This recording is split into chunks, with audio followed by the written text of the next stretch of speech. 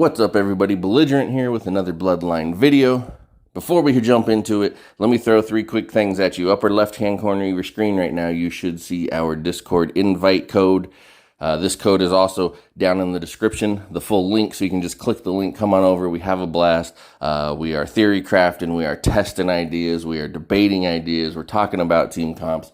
Come on over, check it out, be part of our community. Bottom left-hand corner is the server of the guild that I run, part of a multi-server guild on this game. We filled up on one server, so we expanded to other servers. 295 is the server I kind of oversee, but I am part of all of the guilds that we have going on. But come on up to 295, come hang out with us, be part of the crew. We're getting filled up fast, so make sure you come on over. And now the bottom right-hand corner of the screen, you see the referral link. Take this code, go to your community tabs, which are the little chat bubbles on the left-hand side of your hometown screen. You click in there, there'll be a spot for you to put this code so you can get some rewards. You have to be prior to stage 320 in order to put this code in. You get some rewards, including 100 diamonds once you pass stage 320. So use that, and now let's jump into the video. Okay, so my last female Lumi video brought up some questions. One of those questions, shout out to this person, was how do you pronounce the name? I don't know. And you guys by now, if you watch me, you know I don't pronounce names right. So I appreciate the help with the name, but I'm going to keep messing it up because I don't know what it's supposed to be. And the post suggesting the different name pronunciations didn't seem to have a specific one anyway. That aside, so a big question that came out of the last video was how does her passive work? Because some people seem to think that it buffs the entire team, and other people seem to be under the impression that it only buffs her. So in this video, we're going to test it. We're going to try to figure it out. We're going to try to prove it. So let's go in here. I want to show you. We're going to read over her passive. We're going to look at the champions that I'm going to be using. So if we go in and we look at her passive, it says each debuff on a teammate, damage taken is reduced by 3.5%. And for each buff on a teammate, damage dealt is increased by 3.5%. Now the confusion comes in the lack. So it says damage dealt is increased by 3.5%. It doesn't really specify whether it's the caster's damage or the team's damage. So we don't know whether it's buffing her or buffing them. So that's what we're going to try and find out. So just keep in mind, in this scenario, the champion that I'm using is going to be buffing by 3.5%. Okay? And then we are going to pair her up with this male ASN. And just so we know, because you're going to want these numbers later, his passive is buffing 2%. So not that much, but it's enough to calculate. So we're going to jump on over into the arena and run some tests. Okay, before we get started, one thing to note about all of the arena fights that you're going to see in this video, they are all against the same opponent. So that variable stays the same. That's important. So here we have the male ASN by himself, so we can get the baseline, figure out what his basic attack damage is going to be against this character by just himself. Okay, so now if we freeze it right here, we can see that the male ASN's basic attack damage is doing 11,434 damage per hit. So that's our baseline. No female Lumi on the board. But there is one more thing that we need to test or prove for this, and that is does male ASN buff himself? Does his passive count as a buff? Because we know that's how female Lumi's passive is going to stack or going to trigger, is if somebody's getting buffed. So for this fight, I have increased male ASN's passive all the way up to 10% from 2%. And so if we freeze it right here, we can see that 10% has now bumped his damage up to 12,667. So proving that male ASN buffs himself. This should count as a buff for the Lumi passive. So now we have the Lumi in here. We're going to drop her in here so we can get a baseline for what her damage is by herself. So here we go. And if we freeze it right here, we see that her damage alone by herself is 111 on this male Yiv. Alright, so now we need to put the two of them together and see how it interacts, see if we can tell. So if we freeze it right here, and this is also important, I want you to know this is the first hit, because remember, Lumi has Sanguine as her clan trait, which is going to progressively increase the damage. So we need the first damage coming out.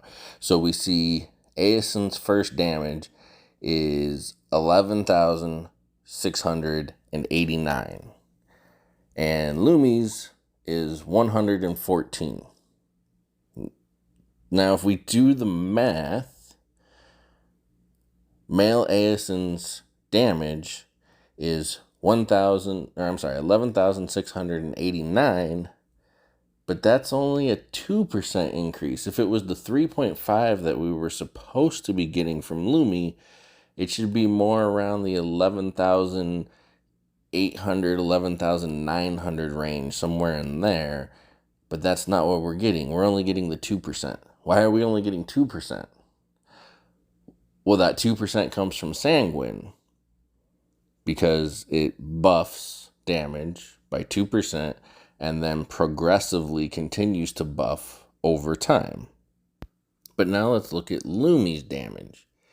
Lumi is doing 114 damage. That's a 2% increase from the 111, which makes sense because Aeson's damage went up 2%. But it doesn't make sense because where's the 3.5% her passive is supposed to be giving? Where's the 2% that Aeson's passive is supposed to be giving? So something's not right with these numbers. If she was getting the Sanguine buff and her passive buff and Aeson's buff, her damage should be showing somewhere about 119, 120, depending on how they round. This game tends to round up a lot. So I would be guessing be seeing about 120 from her, or at least 119, but we're only seeing 114. That's only about 2% over the 111. So something's not right. We got to kind of try to boil this down and figure out something's broken, y'all. All right, so here's what we're going to do. I'm going to take a different male Aeson, and we're going to run a few tests with him. So the first thing we're going to do is we are going to jump into an arena battle, and we're going to test what his damage is going to be. And you'll see his damage is very different because he is much weaker, and you'll be able to tell by the numbers this is not the same one that I've been using in the rest of this video. And so when we freeze it right here, we can see that his basic attack damage is going to be 151 on this male Yiv. So that's what we're working with now, 151. So here's what we're going to do. I am going to marry Sanguine onto this male Aeson and see how it affects him. Because we have to determine, was it the Sanguine that was giving the female Lumi that 2% buff from 111 to 114, or was it the male Aeson's passive that was giving her the buff from 111 to 114? And here he is. You see here, I have married Sanguine onto this male Aeson.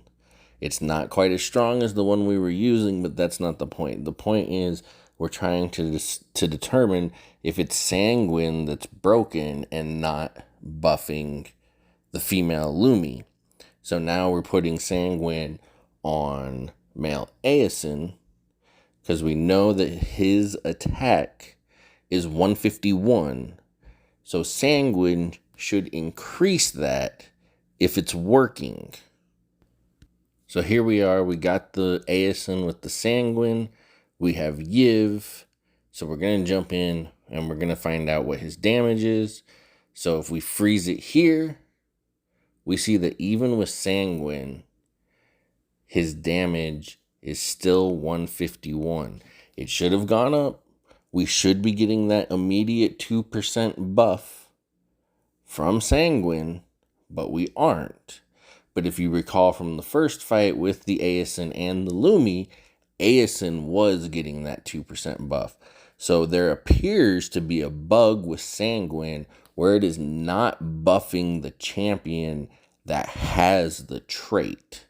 So that's kind of big. I don't know if that's purposeful. I don't know if this is a known bug. I haven't heard anything about it.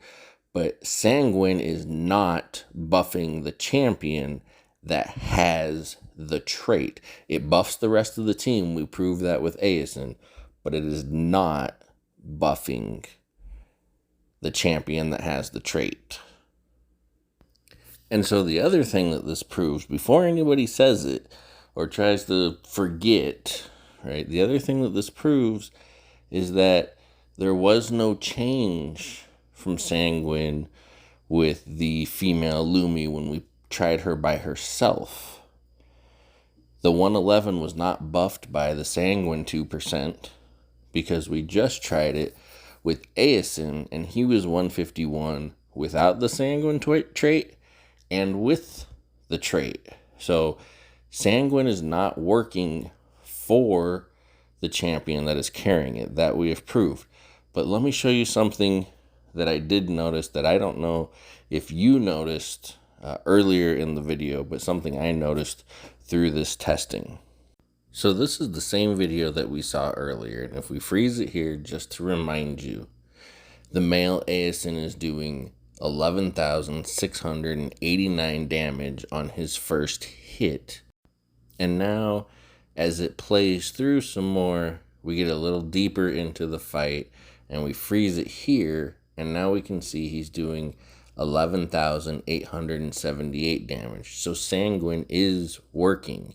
It is increasing over time, but you can also see in this picture, she is still stuck at 114, so it's not working for her, but it is working for him.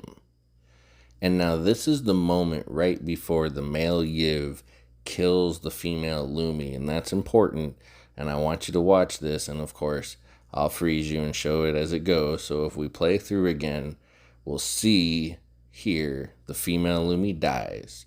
And as we let the fight progress, now female Lumi has been dead for a moment, and we freeze it here, male Aeson is doing 12,257. Remember, when Lumi died, he was doing 11,878. Sanguine is still working after she's dead. So I've had that question. I know other people have had that question. Apparently the wording that says Sanguine cannot be removed means it's not removed even when the champion that's carrying the trait dies. I'm assuming the same for hulking, but I have not tested that because that says the same thing, cannot be stacked or removed. So that's very fascinating. Now, the problem that we just determined in this video is that while it's fascinating, it's not working for the champion that is carrying it.